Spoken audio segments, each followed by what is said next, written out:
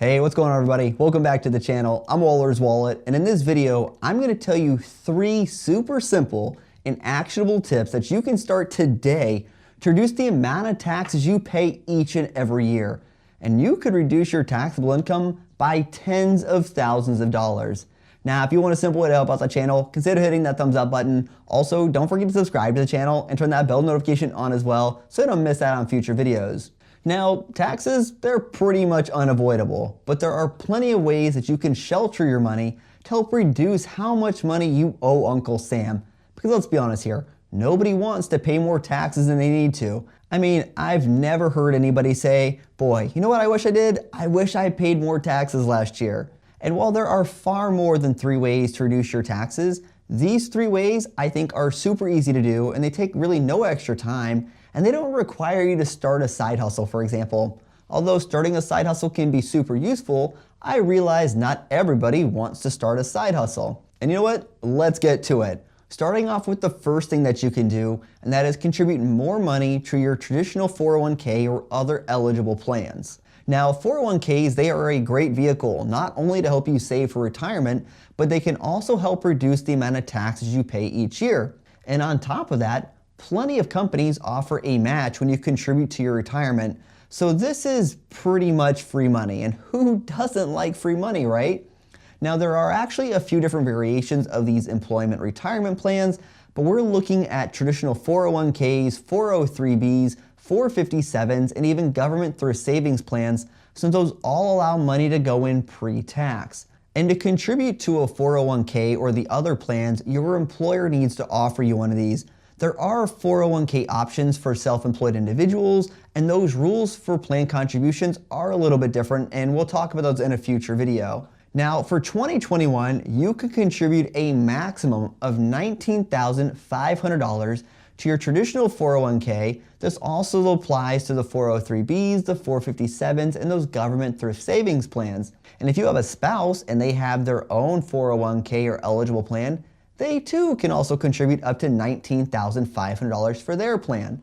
And if you're someone over 50, you can contribute up to an additional $6,500, making a total of $26,000 you can put into these accounts each and every year. And since these are contributed pre-tax, this will lower your tax burden by the amount of money you contributed each year. So if you're someone who made $80,000 a year and you maxed out and put $19,500 into your traditional 401k, then your taxable income before considering anything else would be $60,500. Now, ideally, you would want to max out this contribution because this could give you the biggest benefit. But if you can't do that, that's okay. Just add as much money as you can afford to do. But I would definitely try to at least put in enough money for your company match if they were to offer one, because you don't want to leave free money on the table. And for a single person under 50, this could reduce your tax burden by up to $19,500. For married couples, this could reduce your tax burden by up to $39,000. If you're over 50, it can reduce your taxable income by up to $52,000 if you're a married individual. But you know what? It's not all sunshine and rainbows though, because while you aren't paying taxes on that money now, you will pay tax on that money when you withdraw it. So you're somewhat kicking the can down the road, if you will. But while you are younger, you're probably making more money now in your working years than you will in retirement. So you might be in a higher tax bracket today than you will be in your retirement years. So not only will you save taxes today, but you'll also pay less taxes when you're ready to use your money. You also can't withdraw this money without penalty until you're 59 and a half, so access to this money is going to be limited. Now, you can choose to take a loan out against it if you wanted to, but if you do that, you're going to reduce the amount of money you have working for you, and it could really impact your retirement. And you need to pay it back anyways, or you're going to be hit with a penalty. So I would really consider avoid doing this unless you really have no other options.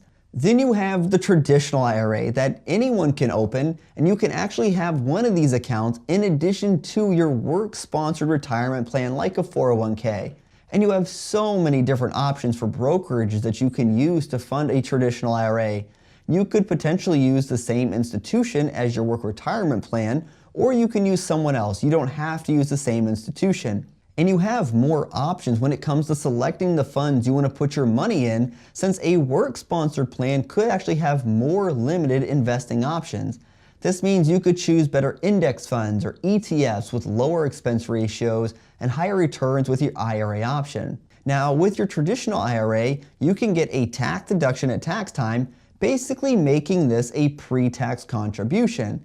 And you can contribute up to $6,000 per year if you're under 50. If you're over 50, you can contribute an additional $1,000, making your total contribution $7,000 per year. And if you have a spouse, once again, both you and your spouse can have your own traditional IRAs, and you can fund both of these accounts. So depending on if you're married or not and your age, this can potentially reduce your taxable income by up to $14,000 a year.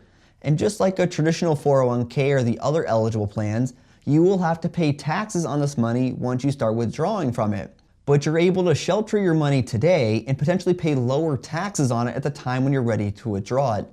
And with just a traditional 401k and a traditional IRA alone, a single person could reduce their taxable income by $25,500. Married individuals could reduce their tax burden by up to $51,000, and people over 50, they could potentially reduce their tax burden by up to $66,000 a year. And that's quite a bit of money. But we can reduce this taxable income even more. Then the last easy option to reducing your tax burden is by contributing to your health savings account or an HSA. And an HSA is a fantastic asset that I feel people often overlook because it has what is known as a triple tax advantage. Because you get to contribute your money pre-tax. So this is going to help reduce your tax burden. And the money that's in that account gets to grow tax-free. And you can even choose to invest your HSA funds if you wanted to, which can help grow your money over time. And all that money you earn while you invest it is also tax-free. And the investment options, they're going to vary based on the company, whoever holds your HSA. And when you use your HSA funds for qualified medical expenses, you pay no taxes when you use your HSA funds. So the entire process is paid with pre-tax money, which is fantastic. Now, once you hit 65 or older and you haven't used your HSA funds, you can actually treat it like an IRA and just pay taxes on it when you want to withdraw it for non-medical expenses. But if you do happen to use it for medical expenses even after 65, it still remains completely tax-free.